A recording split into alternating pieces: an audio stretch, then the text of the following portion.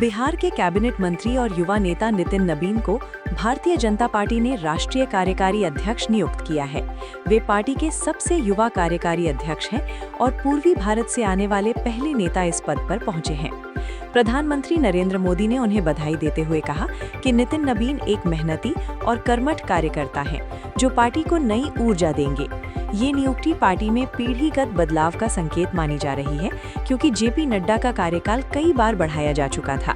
नितिन नबीन बिहार सरकार में सड़क निर्माण मंत्री हैं और नीतीश कुमार कैबिनेट में महत्वपूर्ण भूमिका निभाते हैं। इस नियुक्ति से पार्टी की आंतरिक रणनीति में नई दिशा की उम्मीद जताई जा रही है। दिल्ली और आसपास के इलाकों में वायु प्रदूषण खतरनाक स्तर पर पहुंच गया है, जहां कई जगहों पर AQI 450 से 500 के पार दर्ज किया गया। घने स्मॉग और कोहरे के कारण विजिबिलिटी बेहद कम हो गई है। CAQM ने GRAP4 के सख्त नियम लागू कर दिए हैं, जिसमें निर्माण कार्य पूरी तरह बंद, ऑफिसों में 50% स्टाफ वर्क फ्रॉम होम और प्राइमरी स्कूलों में हाइब्रिड क्लासेस अनिवार्य हैं। गाजियाबाद जैसे इलाकों में प्री नर्सरी से 5वीं तक की क्लासेस ऑनलाइन कर दी गई हैं। विशेषज्ञों का कहना है कि ठंड और हवा की कम गति के कारण प्रदूषण बढ़ा है और अगले कुछ दिनों तक राहत की उम्मीद कम है। सरकार ने लोगों से मास्क पहनने और अनावश्यक बाहर निकलने से बचने की अपील की है। ऑस्ट्रेलिया के सिडनी स्थित बॉन्डी बीच पर हनुक्का उत्सव के दौरान हुई गोलीबारी को आतंकी हमला घोषित कर दिया गया है। इस हमले में 12 लोगों की मौत हो गई, जबकि कई घायल हैं। हमलावर भी मारा गया। प्रधानमंत्री नरेंद्र मोदी और विदेश मंत्री S जयशंकर ने इसकी कड़ी निंदा की है और कहा कि भारत आतंकवाद के खिलाफ जीरो टॉलरेंस नीति अपनाता है। हमले के दौरान मौजूद इंग्लैंड के पूर्व क्रिकेट कप्तान माइकल वॉन बाल-बाल बच गए। इस घटना ने दुनिया भर में यहूदी समुदाय की सुरक्षा पर चिंता बढ़ा दी है। भारत में भी हनुक्का उत्सवों को देखते हुए हाई अलर्ट जारी किया गया है।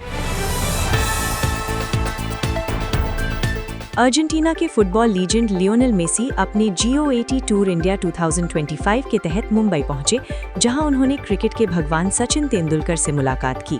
सचिन ने मेसी को भारतीय क्रिकेट जर्सी गिफ्ट की, जबकि मेसी ने फैंस के साथ समय बिताया। वानखेड़े स्टेडियम में उनका भव्य स्वागत हुआ और हजारों फैंस ने उत्साह दिखाया। मेसी का दौरा कई शहरों में चल रहा है, जहां वे युवा फुटबॉलरों से मिल रहे हैं और खेल को बढ़ावा दे रहे हैं। इस दौरे से भारत में फुटबॉल की लोकप्रियता को नई ऊंचाई मिलने की उम्मीद है। दिल्ली के रामलीला मैदान में कांग्रेस की बड़ी रैली हुई, जिसमें राहुल गांधी और मल्लिकार्जुन खड़गे ने बीजेपी सरकार और चुनाव आयोग पर वोट चोरी के गंभीर आरोप लगाए। राहुल ने कहा कि लोकतंत्र को बचाने के लिए ये लड़ाई जरूरी है। बीजेपी ने इसका जवाब देते हुए कहा कि कांग्रेस घुसपैठियों को बचाने की कोशिश कर रही है। रैली में हजारों कार्यकर्ता शामिल हुए और ये चुनावी माहौल में विपक्ष की एकजुटता का संकेत माना जा रहा है। दुबई में ACC अंडर 19 एशिया कप के ग्रुप मैच में भारतीय टीम ने पाकिस्तान को 90 रनों से करारी शिकस्त दी, जबकि आरोन जॉर्ज ने 85 रनों की शानदार पारी खेली। युवा भारतीय टीम की बल्लेबाजी और गेंदबाजी दोनों ने प्रभावित किया और ये मैच दोनों देशों के बीच क्रिकेट राइवलरी का एक और रोमांचक अध्याय बन गया। गुजरात पुलिस ने ऑपरेशन म्यूल हंट के तहत 253 करोड़ रुपए के साइबर फ्रॉड का भंडाफोड़ किया। कई गिरफ्तारियां हुई और अंतर्राष्ट्रीय नेटवर्क का पता चला। इसी तरह ED ने हिमाचल और पंजाब में 2300 करोड़ के क्रिप्टो घोटाले पर छापे मारे। ये कार्रवाइयां डिजिटल फ्रॉड के खिलाफ सरकार की सख्ती दिखाती हैं। केंद्रीय मंत्री पंकज चौधरी को उत्तर प्रदेश भाजपा का नया प्रदेश अध्यक्ष नियुक्त किया गया। वे इकलौते नामांकनकर्ता थे और मुख्यमंत्री योगी आदित्यनाथ उनके प्रस्तावक थे। ये नियुक्ति 2027 के विधानसभा चुनावों को ध्यान में रखकर की गई मानी जा रही है, ताकि पार्टी को मजबूती मिले।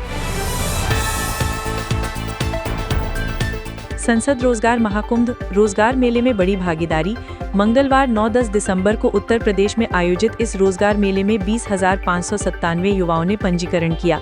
इस मेले में 250 प्लस कंपनियां भाग ले रही हैं, जिसमें बैंकिंग, IT, मैन्युफैक्चरिंग, हॉस्पिटैलिटी, स्वास्थ्य, विदेशी जॉब आदि सेक्टर्स शामिल हैं। अगर आप नौकरी ढूंढ रहे हैं तो ये आपके लिए बेहतर अवसर है।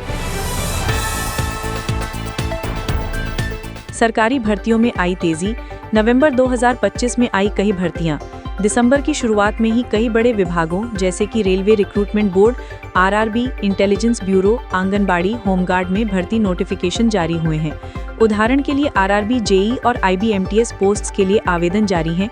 योग्य उम्मीदवार 10 से 14 दिसंबर 2025 तक आवेदन कर सकते हैं। ये सरकारी नौकरी का सुनहरा मौका बताया जा रहा है।